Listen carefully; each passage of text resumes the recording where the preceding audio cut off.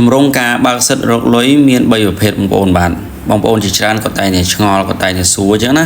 ឥឡូវខ្ញុំបង្ហាញនេះเพจយើងមួយបាទអ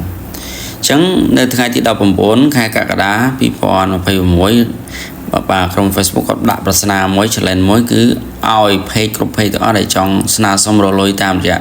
Facebook ហ្នឹងណាបាទ content monetization ត្រូវមានយ៉ាងតិច 300k view បាទឥឡូវនេះយើងបានស្នើហើយ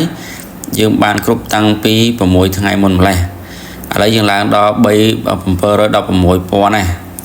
បាទអញ្ចឹងនៅសល់8ថ្ងៃទៀតគឺជាថ្ងៃដែលផុតកំណត់ challenge ហ្នឹងអញ្ចឹងនេះគឺជាទម្រង់ដែល Facebook គាត់បើកសិទ្ធថាតលគ្រប់ 300k បានចាំបងប្អូនអាចចាំរហូតដល់មុនចុងខែ8គឺអាចបើកសិទ្ធតែឥឡូវអត់ទាន់ដឹងណាត្រឹមខែ7ថ្ងៃ10ទេទម្រង់ទី1បាទឥឡូវខ្ញុំបង្ហាញពេញទៀតទម្រង់ទី2បែបម៉េចបងប្អូនគាត់ឆ្ងល់ណាបងប្អូនខ្លះគាត់សួរថាបងเพจខ្ញុំតើគ្រប់10000នេះឯងបានបើកសិទ្ធទេអត់អីទេបងបើកសិទ្ធមាន3ប្រភេទទី1យើងលេង challenge ទី2នឹង professional dashboard ដដែលទេខ្ញុំបង្ហាញវីដេអូច្រើនហើយបាទនេះយើងចូលរបៀប content monetization មកនេះបងប្អូននេះ wait list criteria ចឹងយើងចុចកន្លែងហ្នឹងមកតើគោលការណ៍យ៉ាងម៉េចបាទអញ្ចឹង page ខ្ញុំនេះគឺ Facebook គាត់ឲ្យលក្ខខណ្ឌបាទលក្ខខណ្ឌទី2គឺយ៉ាងតិច150,000 unique ឬស្មើនឹង 150,000 unique view ទី2 10k follower แล้ว page ខ្ញុំលើ 10k ហើយ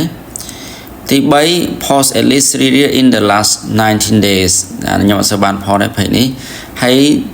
តទៅទៀតទី4 profile is at least 30 day 30 day old តើអាយុយ៉ាងតិច30បាទទី5 reside in eligible country អ្នកនៅក្នុងប្រទេសដែលអាចរកលុយបាននៅកម្ពុជាយើងអាចរកលុយបានហើយខ្មែរយើងហ្នឹងទី6 you are at least 18 years old ចឹងអាយុយើងយ៉ាងតិច18ឆ្នាំអានេះគោលការណ៍ទី2បាទគោលការណ៍ទី2ចំណែកគោលការណ៍ទី3ជុំមក20មិនគ្រប់ 10k ក៏រកលុយបានដែរនេះចូលគោលការណ៍ទី3ទីเพจខ្ញុំមួយទៀតចឹងเพจនេះគឺវាអត់មានទៀមទា 10k follower ទេបងប្អូននេះเพจខ្ញុំនេះតែ 4.2k follower ទេតែអាចរកលុយបានចុច monetization មកបាទនេះគឺអាចបាន12សេនដែរអញ្ចឹងសំណួរសួរថាថាម៉េចក៏អត់មានគ្រប់គោលការណ៍ទេ 10k ទេអត់គ្រប់គោលការណ៍ 10k ហើយអត់បានលេង challenge 300k ទេប៉ណ្ណឹងធ្លាក់ដោយសំណាងធ្លាក់ដោយចៃដន្យណាធ្លាក់ដោយក្រុមហ៊ុន Facebook គាត់ប្រព័ន្ធបច្ចេកវិទ្យាគាត់ចាប់បាទចាប់ត្រូវអញ្ចឹងទៅធ្លាក់លឿនអញ្ចឹងទៅដោយសារ page យើងផ្ទុះមើលដែរអញ្ចឹងណាបាទនេះខ្ញុំបង្ហាញពីបាល់ទាត់ FIFA World Cup នេះឃើញទេអញ្ចឹងអ្នកមើលតិចទេបងប្អូនបាទតែធ្លាក់ធូលអាហ្នឹងគេហៅថាធ្លាក់ដោយចៃដន្យអញ្ចឹងអាហ្នឹងក្នុង100 page វាអាចធ្លាក់10 page អីទេអញ្ចឹងណាតែសំខាន់ original ណានេះសិនខ្ញុំធ្វើដល់ original បងប្អូនបាទធ្វើដោយផ្ទាល់អញ្ចឹងណាធ្លាក់ដោយមិនបាច់ 10k ទេធ្លាក់ដោយមិនបាច់បាទមានគ្រប់លក្ខខណ្ឌទេឲ្យតែ page យើងនេះក៏ធ្លាក់ធូលដែរឲ្យតែយើងផុសវីដេអូទៅគេមើលច្រើន